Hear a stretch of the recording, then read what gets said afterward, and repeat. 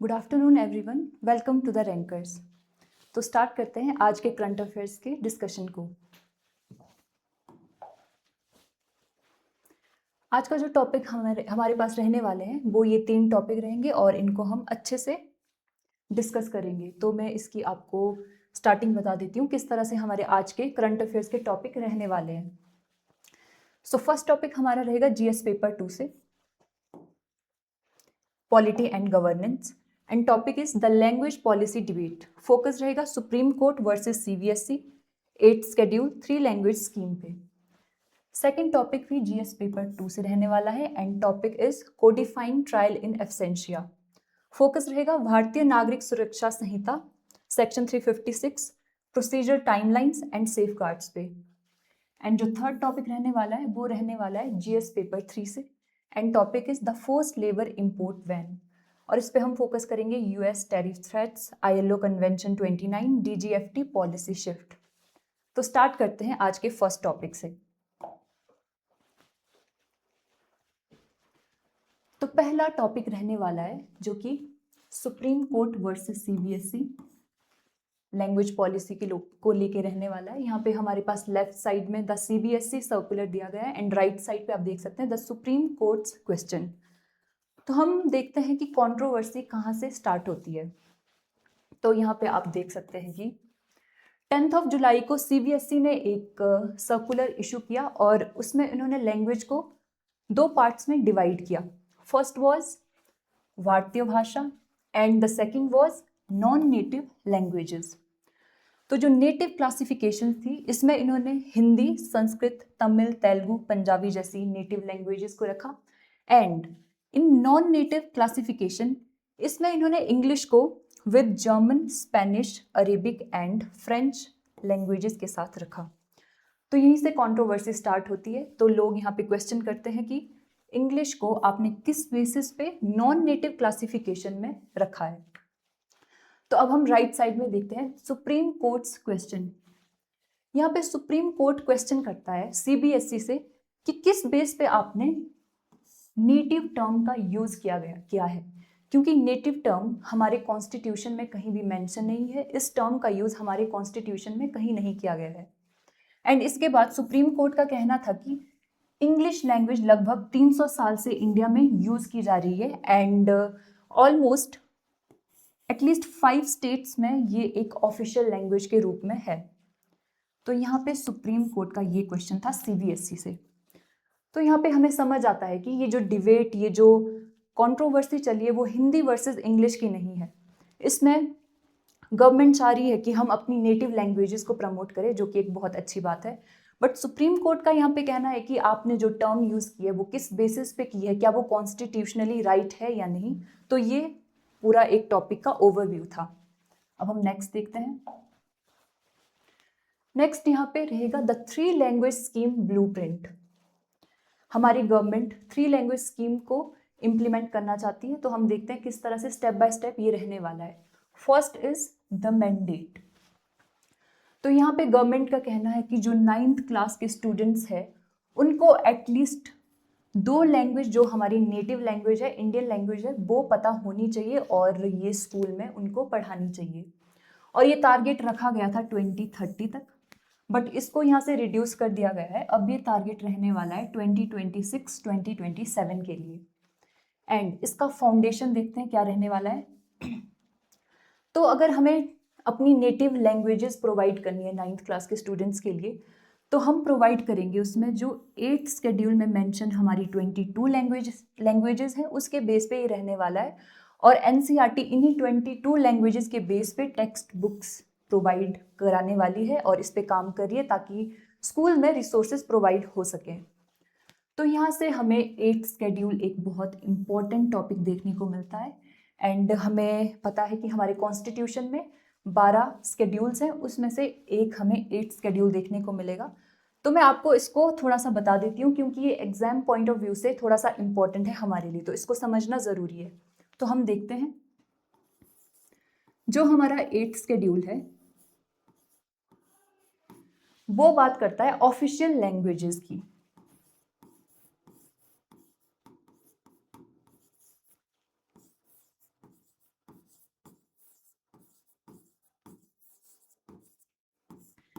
And currently इसमें हमें देखने को मिलेंगी 22 लैंग्वेजेस।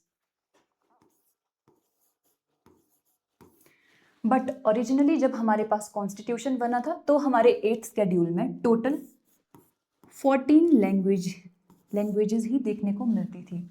तो हम देखेंगे अब कौन कौन सी अमेंडमेंट्स हमें देखने को मिली जिसके थ्रू हमें बाकी की लैंग्वेज इसमें मेंशन होते हुए देखने को मिली। सो सबसे पहले जो अमेंडमेंट हुई that was 21st constitutional amendment act of 1967। इस अमेंडमेंट के तहत जो लैंग्वेज हमारे कॉन्स्टिट्यूशन में ऐड की गई थी that was Sindhi language. Then उसके बाद हमें देखने को मिला 71st constitutional amendment act of 1992 and इसके अंडर 3 लैंग्वेजेस हमारे कॉन्स्टिट्यूशन में इंसर्ट की गई। वो कौन सी हैं? कोंकणी, मणिपुरी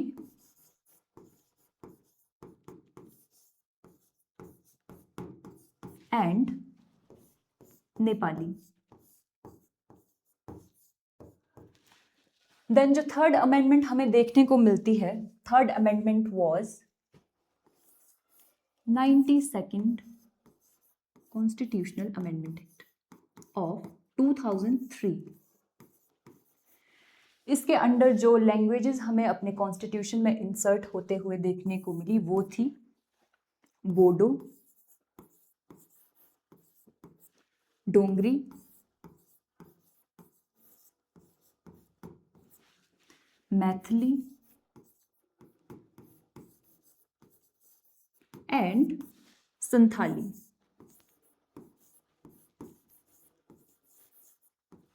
ये 4 लैंग्वेजेस 92nd अमेंडमेंट ऑफ 2003 के थ्रू हमारे कॉन्स्टिट्यूशन में इंसर्ट हुई थी।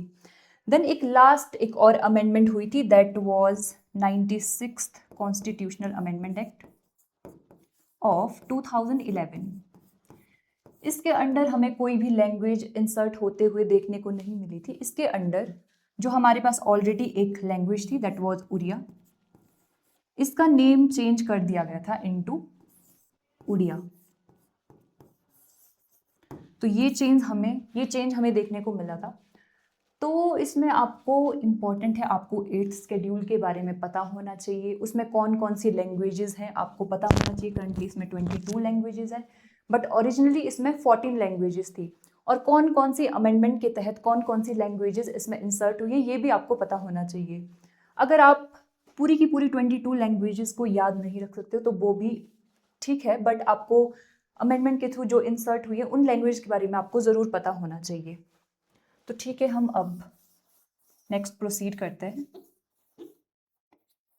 ये मैंने आपको थोड़ा सा 8th शेड्यूल के बारे में बता दिया था। यहाँ से क्वेश्चन ज़रूर बनते हैं तो आपको ये सारी अमेंडमेंट और लैंग्वेजेस के बारे में पता होना चाहिए। देन हम देखते हैं द रिसोर्स क्रंच। अब आगे क्या कहने वाले हैं, गवर्नमेंट में क्या क्या प्रॉब्लम है। दैट इज़ हमें 22 लैंग्वेजेस में से ये 2 लैंग्वेजेस मैंडेटरी करवानी है कि 9th क्लास के स्टूडेंट को पढ़ानी है, तो वहाँ पे हमारे पास लैंग्वेज टीचर्स भी होने चाहिए। बट CBSE के एफिडेविट के अकॉर्डिंग 47.3% ऐसे CBSE स्कूल हमारे पास अभी हैं जो कि 2 या इससे ज़्यादा नेटिव लैंग्वेजेस को स्कूल्स में ऑफर करवा रहे हैं। दैट मीन्स 50% से भी ज़्यादा स्कूल्स में अभी तक हमारे पास लैंग्वेज टीचर्स अवेलेबल नहीं है। और ये एक यहाँ पे कंसर्न की बात है क्योंकि एक पॉलिसी को इम्प्लीमेंट करना इजी है बट उसको ग्राउंड लेवल पे सक्सेसफुल बनाना उतना ही डिफ़िकल्ट है। इसलिए हमें सबसे पहले अपने टीचर्स की अवेलेबिलिटी को कंप्लीट करना पड़ेगा, तभी ये पॉलिसी सक्सेसफुल हो सकती है। The 3 language scheme blueprint.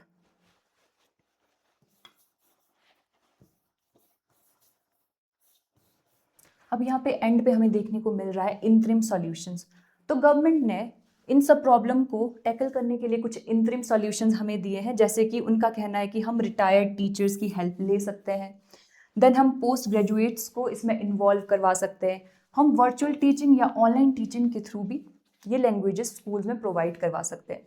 तो ये एक परमानेंट सॉल्यूशन नहीं है, ये जस्ट एक इंटरिम सॉल्यूशन है जो कि अभी काम चला सकता है, बट लॉन्ग टर्म के लिए हमें टीचर्स की अवेलेबिलिटी को स्कूल में पूरा करना होगा ताकि ये स्कीम हमारी कंप्लीट हो सके। तो ये कुछ चीज़ें थी इस टॉपिक से रिलेटेड। यहाँ पे आपको पहले ये पता होना चाहिए कि टॉपिक हिंदी वर्सेस इंग्लिश का नहीं है। इसमें सुप्रीम कोर्ट का कहना है कि जो यहाँ पे टर्म्स यूज़ की गई हैं उसकी कॉन्स्टिट्यूशनली वो राइट है या नहीं, उसके लिए सुप्रीम कोर्ट ने वहाँ पे अपनी बात रखी थी।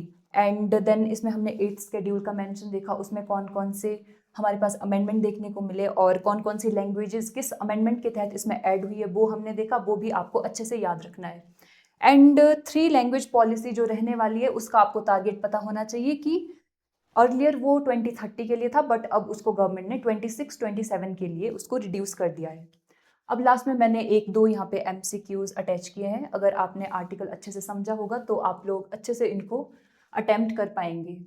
So question 1 is according to the recent CBSE circular debated in the Supreme Court, by which academic year is the mandate for class 9 student to study at least 2 native Indian languages scheduled to be implemented?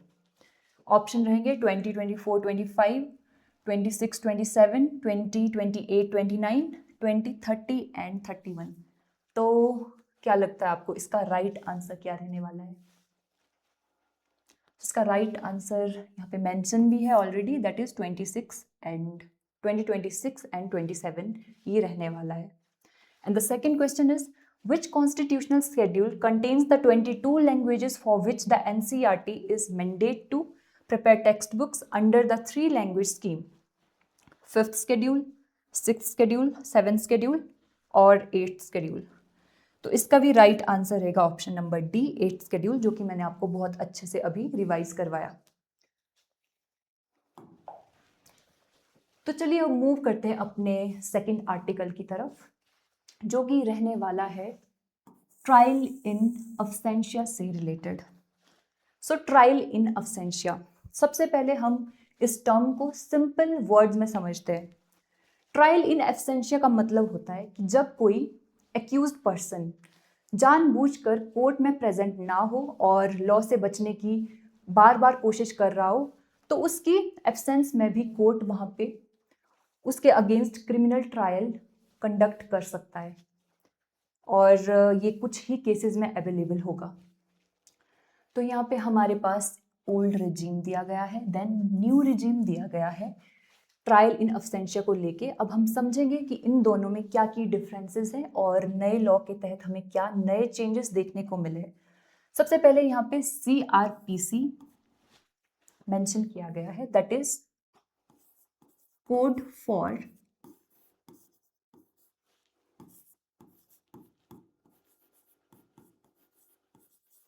Criminal offences, sorry, code for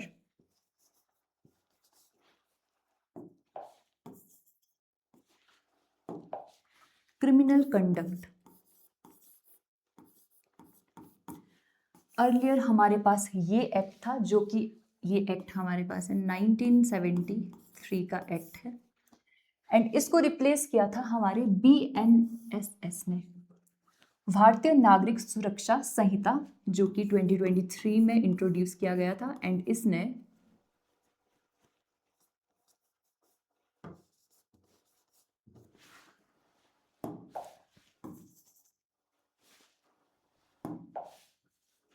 में इसको introduce किया गया था and इसने replace किया था CRPC को।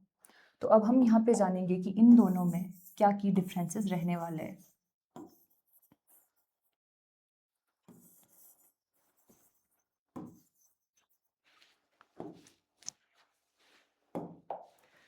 सबसे पहले देखते हैं द ओल्ड रेजिम CRPC, ये क्या बात करता है। जो इसका सेक्शन 82 है वो बात करता है प्रोक्लेमेशन ऑफ एब्सकॉन्डिंग एक्यूज्ड। जब भी कोई एक्यूज्ड पर्सन जानबूझकर कोर्ट में अपनी मर्जी से प्रेजेंट नहीं हो रहा है, तो उसको यहाँ पे प्रोक्लेम्ड ऑफेंडर करार दे दिया जाता है और उसके अगेंस्ट प्रोसीडिंग स्टार्ट कर दी जाती है। And the second is section 299।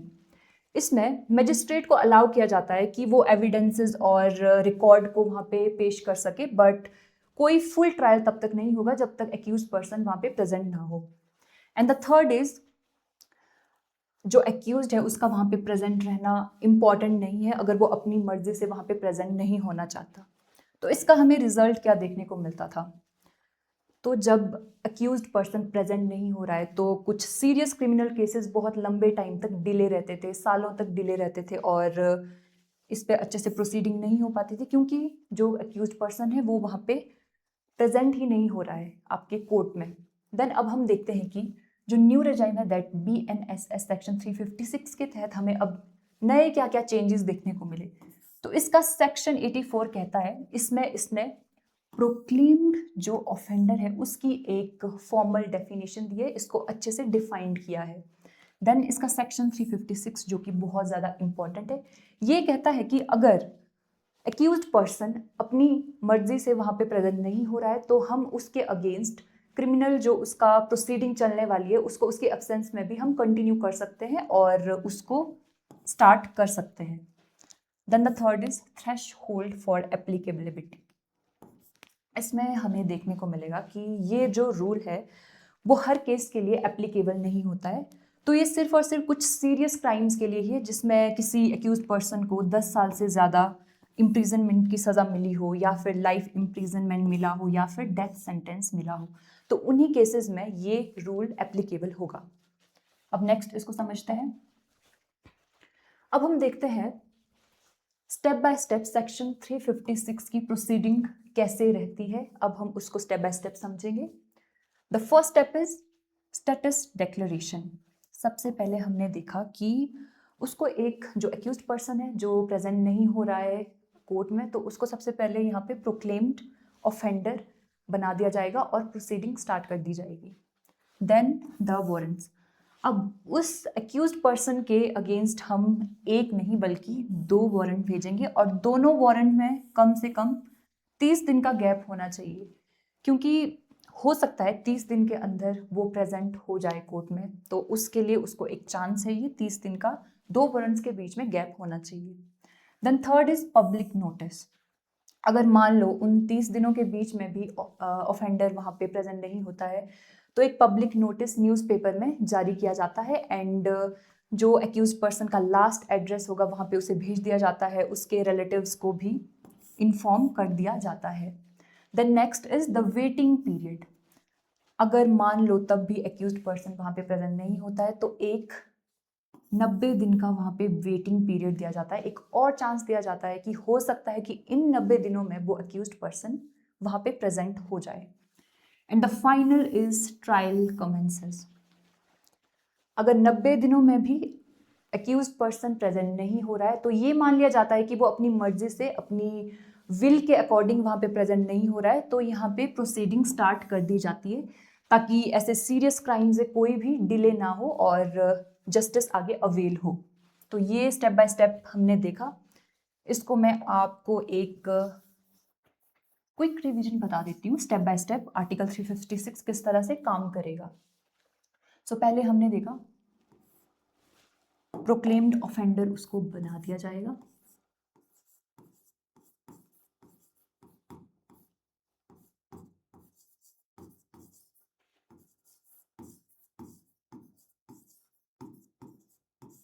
Then हमने देखा 2 वारंट्स उसके अगेंस्ट यहाँ पे जारी किए जाएंगे।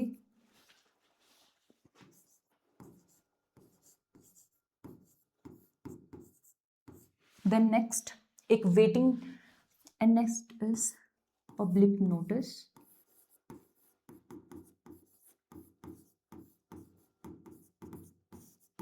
And waiting period of 90 days।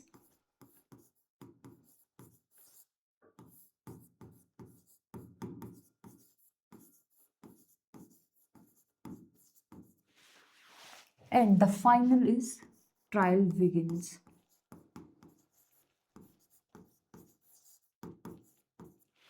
तो इस तरह से ये रहने वाला है। तो आई होप आपको समझ आया होगा। अब हम नेक्स्ट समझते हैं, यहाँ पे कुछ कॉन्स्टिट्यूशनल सेफ गार्ड्स प्रोवाइड किए गए हैं एक्यूज्ड पर्सन के लिए। तो सबसे पहला रहेगा लीगल रिप्रेजेंटेशन।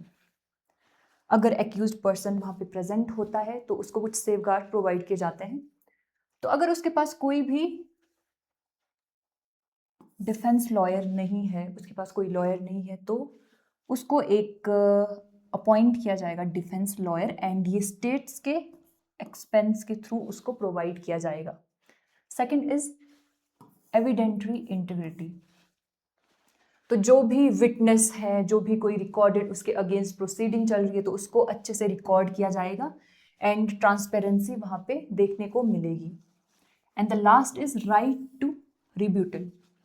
तो इसमें कहा जाता है कि एक्यूज्ड पर्सन अगर वहाँ पे आ जाता है, लेटर वो वहाँ पे अपनी अपीयरेंस दे देता है, तो वो सारे जो विटनेस थे, जो रिकॉर्डिंग्स थी, उनको एक बार एग्जामाइन कर सकता है, री एग्जामाइन कर सकता है एंड देख सकता है कि उसमें क्या क्या चीज़ें उसके अगेंस्ट हुई है। तो ये कुछ सेफगार्ड हम देखते हैं कि एक्यूज्ड पर्सन के लिए भी प्रोवाइड किए जाते हैं। तो ये पूरा ये टॉपिक था। आई होप आपको अच्छे से समझ आया होगा। इसमें जो चीज़ें आपको याद रखनी है, इम्पॉर्टेंट जो रहने वाली है, वो आपको देखना है कि किस तरह से सीआरपीसी एंड बीएनएसएस में डिफरेंस देखने को मिलता है और कब ये चीज़ें रिप्लेस हुई थी। मैंने आपको बताया 2023 में बीएनएसएस ने सीआरपीसी को रिप्लेस किया था और इसमें कुछ नए रूल हमें देखने को मिले थे। और इसका जो आर्टिकल 356 रहने वाला है वो भी आपके लिए बहुत इंपॉर्टेंट रहने वाला है कि किस तरह से प्रोसीडिंग होगी और किस तरह से स्टेप बाय स्टेप उसका प्रोसीजर आगे बढ़ेगा, ये भी आपको याद रखना है। और ये बहुत ही बेसिक सी चीज़ें हैं, आपको याद होंगी, मैंने अच्छे से आपको कवर करवाई है। तो अब एंड में हम कुछ इसके एमसीक्यूज देखते हैं। The first question is, under section 356 of the VNSS, a trial in absentia is applicable only for offences punishable with। तो क्या लगता है आपको इसका राइट आंसर क्या रहेगा? मैंने आपको अभी बताया कि ये जो रूल्स हैं वो किसी भी क्राइम के लिए एप्लीकेबल नहीं है, जस्ट उन सीरियस क्राइम्स के लिए जहाँ पे एक्यूज्ड पर्सन को 10 साल से ज़्यादा सज़ा मिल रही है या लाइफ इम्प्रिजनमेंट की सज़ा मिली है या फिर एंड में डेथ सेंटेंस मिला है, ये सिर्फ और सिर्फ उन्हीं चीज़ों के लिए एप्लीकेबल रहेंगे। Then the second question is, what is the mandatory waiting period required under VNSS section 356 before a trial in absentia can commence after the framing of charges? इसमें ऑप्शन है 30 days, 60 days, 90 days, 120 days। तो इसमें मैंने अभी आपको बताया कि बीच में जो गैप रहेगा वो 90 डेज का रहने वाला है और तब भी अगर एक्यूज्ड पर्सन वहाँ पे नहीं आता है तो एंड में उसके अगेंस्ट क्रिमिनल प्रोसीडिंग स्टार्ट हो जाएंगी। तो आई होप आपको ये समझ आया होगा। तो हम अब अपने फाइनल टॉपिक की तरफ बढ़ते हैं, that is why is India banning forced labour imports now. तो सबसे पहले हम देखते हैं, हमें सबसे पहले जो टर्म समझनी है that is what is forced labour.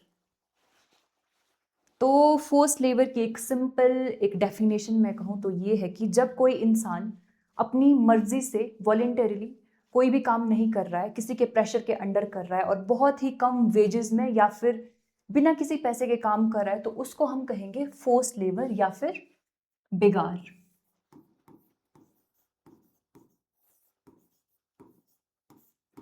जो कि पूरी तरह से प्रोहिबिटेड है इंडिया में। तो अब न्यूज़ को समझते हैं। US trade probe. तो यहाँ पे हमें क्या देखने को मिला? यूएस ने एक इन्वेस्टिगेशन स्टार्ट की 54 कंट्रीज में इंक्लूडिंग इंडिया। तो यहाँ पे यूएस ने एक नोटिस जारी किया कि अगर कोई भी आपके प्रोडक्ट्स, गुड्स एंड प्रोडक्ट्स कोई भी फोर्स्ड लेबर के अंडर बन के आ रहे हैं तो हम उनको बैन करेंगे एंड हम लगाएंगे उस पर 12.5% टैरिफ। ठीक है, ये नोटिस यूएस के द्वारा जारी किया गया। देन इस पे इंडिया का क्या एक्शन था? तो जैसे ही नोटिस आया इंडिया ने तुरंत इस पे एक्शन लिया एंड इंडिया का पहला एक्शन था कि पूरी तरह से इन्होंने बैन किया कोई भी प्रोडक्ट अगर फोर्स्ड लेबर या फिर पार्शियली फोर्स्ड लेबर से बन रहा है उसको पूरी तरह से, उसके इंपोर्ट को पूरी तरह से बैन कर दिया इंडिया ने। ठीक है, तो ये इंडिया का रिस्पॉन्स था और एक वर्ल्ड वाइड मैसेज था कि इंडिया फोर्स्ड लेबर को बिल्कुल भी सपोर्ट नहीं करता है और इसके अगेंस्ट खड़ा है। Then the third is the alignment, global alignment and the result. तो इंडिया के इस शिफ्ट से हमने देखा इंडिया ने अपने जो डोमेस्टिक लॉ है उनके साथ साथ जो इंटरनेशनल जो हमारे डेवलप्ड नेशंस कोई लॉज फॉलो करते हैं इसने भी उस ट्रेड पॉलिसी को अभी फॉलो किया है। अब नेक्स्ट इसमें देखते हैं aligning trade with ILO standards. सबसे पहले हमने देखा द एनफोर्सिंग अथॉरिटी क्या रहने वाली है, कौन सी अथॉरिटी है जिसने ये नोटिस एनफोर्स किया, तो वो हमारे पास थी। सबसे पहले हम देखते हैं ये जो नोटिस था कि हम उसके इंपोर्ट पे अगर कोई भी प्रोडक्ट हमारे पास बिगाड़ से आया है तो हम उसको बैन करेंगे, तो किसने कहा था, ये नोटिस इशू किया गया था ministry of commerce and industry के थ्रू, ठीक है। एंड इसको कौन इम्प्लीमेंट करेगा, that is DGFT, that is director general of foreign trade. तो इसके अंडर ये चीजें हमें देखने को मिलेंगी, इसके अंडर उसका बैन यहाँ पे देखा जाएगा। देन यहाँ पे कुछ डेफिनेशन दी गई है फोर्स्ड लेबर की as per ILO, that is International Labour Organization, जो कि एक बहुत ही इंपॉर्टेंट इंटरनेशनल ऑर्गेनाइजेशन है और ये वर्ल्ड के जितने भी लेबर है उनके जो राइट है, उनके साथ कोई एक्सप्लॉइटेशन है, उन चीज़ों को ये यहाँ पे कंडक्ट करती है और उन चीज़ों को मॉनिटर करती है। तो इसके अकॉर्डिंग दो डेफिनेशन है। Condition 1 is exacted under the menace of any penalty. अगर कोई इंसान किसी डर से, किसी पनिशमेंट के डर से ज़बरदस्ती वो काम कर रहा है तो वो भी फोर्स्ड लेबर की डेफिनेशन के अंडर आएगा according to ILO। And second condition क्या है, the person has not offered themselves voluntarily, कि वो इंसान अपनी मर्जी से वो काम नहीं कर रहा है, वो किसी प्रेशर में आके या फिर उसको कोई फोर्सफुली वो काम करवा रहा है, वो भी एक फोर्स्ड लेबर की डेफिनेशन में आएगा अंडर ILO। तो ये दो डेफिनेशंस आपको अच्छे से याद रखनी है। पहली है कि अगर इंसान अपनी मर्जी से काम नहीं कर रहा है, किसी पनिशमेंट या पेनल्टी के डर से वो काम कर रहा है, वो फोर्स्ड लेबर में काउंट किया जाएगा। And the second condition is कि अपनी मर्जी से नहीं कर रहा है, वो कोई अदर पर्सन या फिर कोई भी हो सकता है जो उससे ज़बरदस्ती करवा रहा है, तो वो भी हमारा फोर्स्ड लेबर की डेफिनेशन के अंडर आएगा। एंड द इंटरनेशनल स्टैंडर्ड हमने देखा कि इंडिया ने अभी अलाइन किया है with the ILO forced labour convention 1930 serial number 29 के अंडर इंडिया ने उस तरह के इंपोर्ट को बैन किया है जो फोर्स्ड लेबर के अंडर हमें देखने को मिलेंगे। तो इंडिया के कॉन्स्टिट्यूशन में भी इसके अगेंस्ट कुछ प्रोविजंस हमें देखने को मिलते हैं, पर्टिकुलर आर्टिकल लाइक अगर हम देखें आर्टिकल 23 बात करता है prohibition of trafficking in humans and begar, that is forced labour. And article 24 भी हमारे पास है, ये भी प्रोहिबिट करता है जो 14 साल से कम बच्चे, कम उम्र के बच्चे हैं, वो किसी भी हैजार्डस फैक्ट्री में काम नहीं करेंगे। तो ये दो पर्टिकुलर आर्टिकल हमें अपने कॉन्स्टिट्यूशन में देखने को मिलते हैं जो बेगार या फिर हम कहे फोर्स्ड लेबर के अगेंस्ट बात करता है। तो इंडिया में अभी फोर्स्ड लेबर बैन है, तो इसलिए इंडिया ने अभी अपने रिलेशन, अपने जो ट्रेड रिलेशन है US से, उससे उसको बचाने के लिए भी ये स्टेप उठाया है कि हम इस तरह के प्रोडक्ट्स को बैन करेंगे।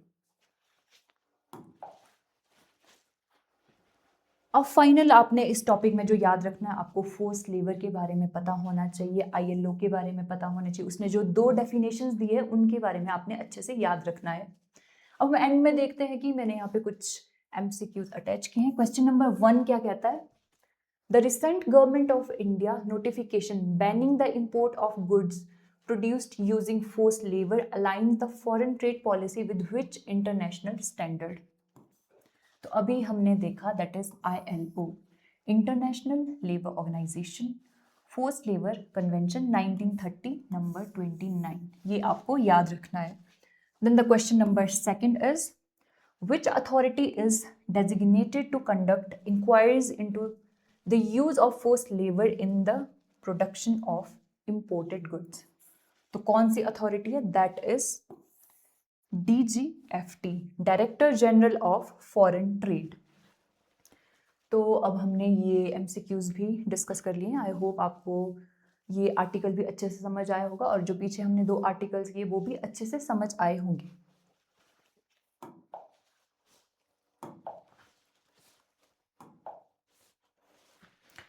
तो डिस्क्रिप्शन लिंक में आपको हमारे QR कोड मिल जाएंगे और वहाँ से आप इनको स्कैन करके हमारी ऐप को डाउनलोड कर सकते हैं, दैट इज़ द रैंकर्स। और वहाँ पे आपको जितनी भी मेरी प्रीवियस क्लासेस हो गई हैं या फिर आगे जो आने वाली क्लासेस है उनके PDF आपको फ्रीली अवेलेबल हैं, आप उनको वहाँ से गो थ्रू कर सकते हैं और अपनी प्रेपरेशन को और ज़्यादा स्ट्रॉन्ग बना सकते हैं। And thank you very much.